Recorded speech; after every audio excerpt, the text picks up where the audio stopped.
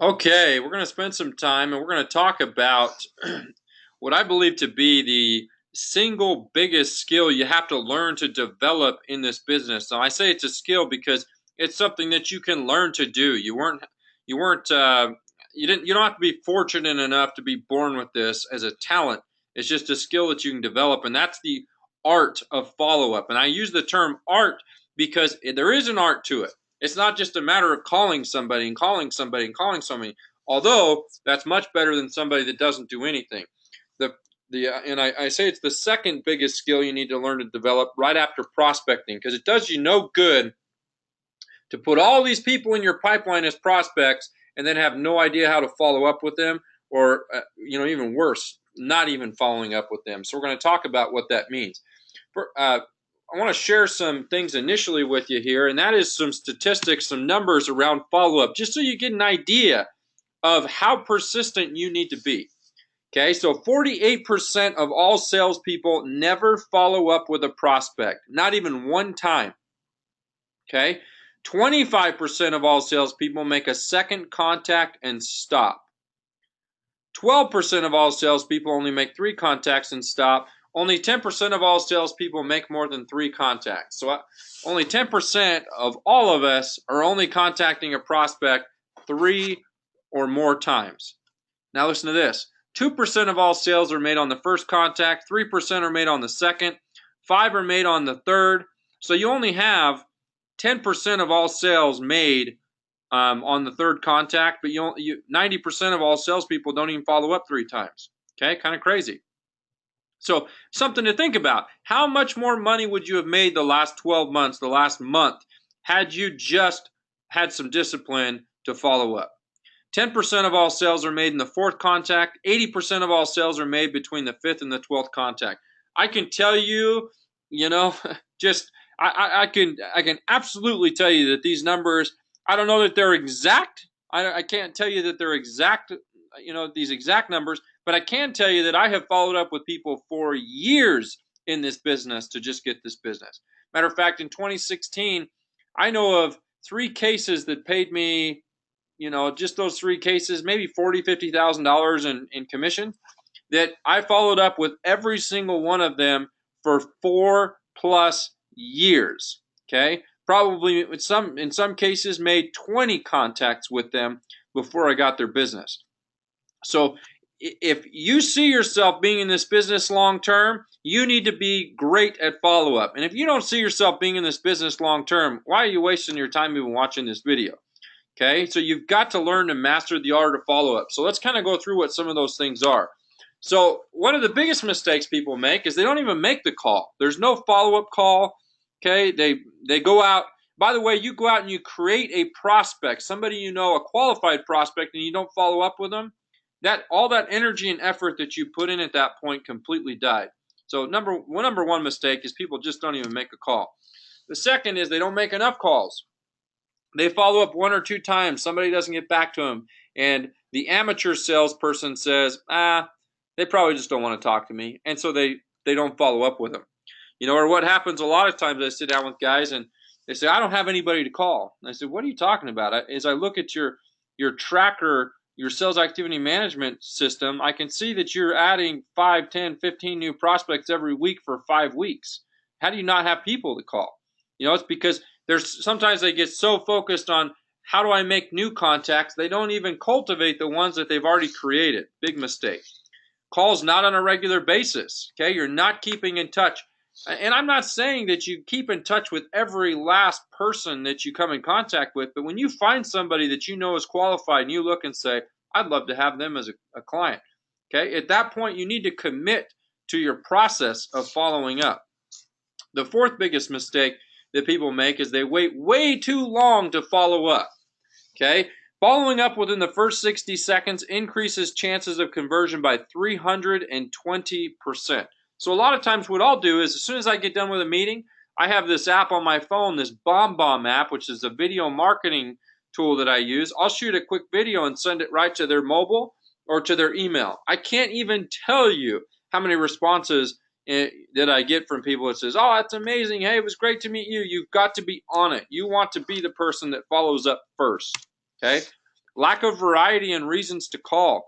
Some of you, you're just calling over and over and over again, and you got no reason. There's no, you're calling for the same thing. Okay. One thing is you create these qualified prospects, maybe centers of influence in your markets. You want to come up with creative ways to keep in touch with them. Okay. So it may be, listen to the interests that they have. Maybe a guy's into cars. Okay. Find some cool car article on the internet and text it over to him, email it over to him, and then follow up. Okay. Maybe they're, some type of engineer or something. You want to take an interest in them. Maybe their favorite football team's the Patriots. Okay, the Patriots just on their way to their 7th Super Bowl. Pull up some article about that. You've got to find unique ways to stay in touch with people to build relationships, and for that you've got to have a purpose. Anytime you contact people, again, a big mistake. There's no real purpose, no reason why you're calling. Hey, just wanted to see what you ate for lunch today. People don't care. They're so busy. You need to have a purpose, a reason to call them. Number 7, I hear this all the time. No, I don't want to leave a message. It's like somewhere the salesperson, they got some kind of crazy advice that a person can hear from them too much. Listen, they can hear from you too much in the same way, which means you've got to get creative. But if you're going to call somebody, leave them a message. Number 8, not collecting critical data for future sales. This is huge. So this could be for somebody that you've already done business with, that they tell you you may fact find. Maybe you initially pick up a Roth account or you do some land or something for them, but they have other accounts. Okay, you want to collect some of that data so that you can prospect to those other accounts. The easiest money to get is second money, third money, fourth money, fifth money in a deal. What do I mean by that? It's going back and doing business with them a second, third, fourth, fifth time. It gets easier and easier and easier and easier. Okay, and if you have somebody that is a prospect, okay, you want to have some questions. You've got to find something out about them so that you can talk to that. Okay, number 9. Oh my gosh, this is where the rubber meets the road, so to speak. So many people just, I don't know if they're afraid. It's like they think they're being held at gunpoint and they're gonna get, they're gonna die if they ask for referrals. I don't understand. So a couple of things. One, you want to ask.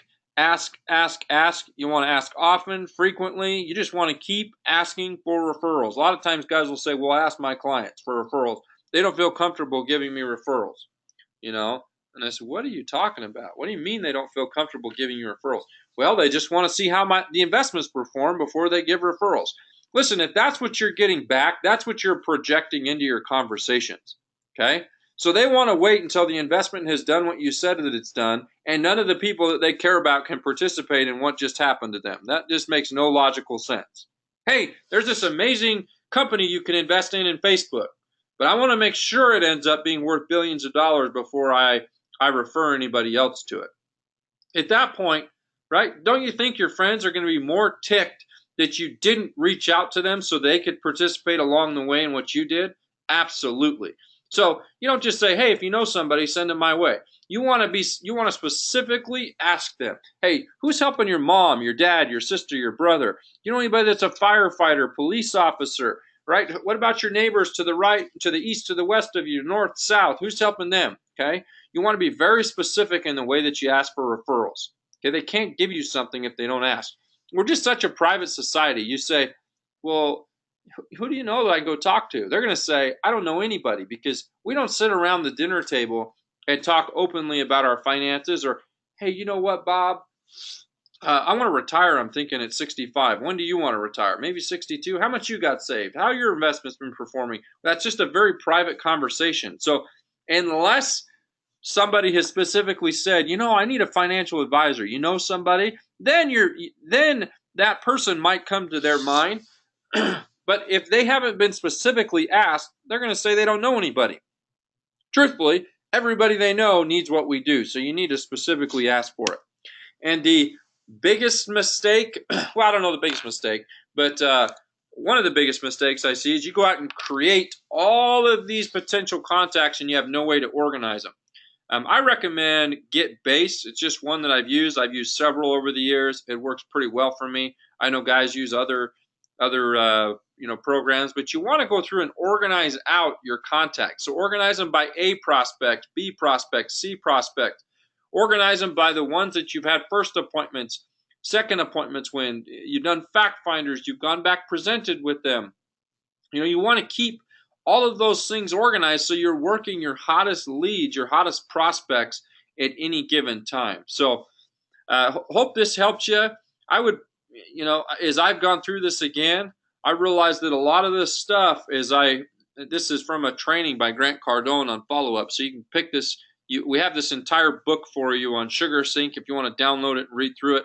But I realized as I've gone through this, these are things that I've implemented as a result of attending, buying his follow-up. He has this follow-up course that he teaches. It's like a 3-hour webinar. So anyways, as you've gone through and you've heard these 10 different ways to follow up, go implement them now. It can only help you if you get to the action part and implement it. So let us know what else we can do to help you, and let's keep moving forward and carrying momentum.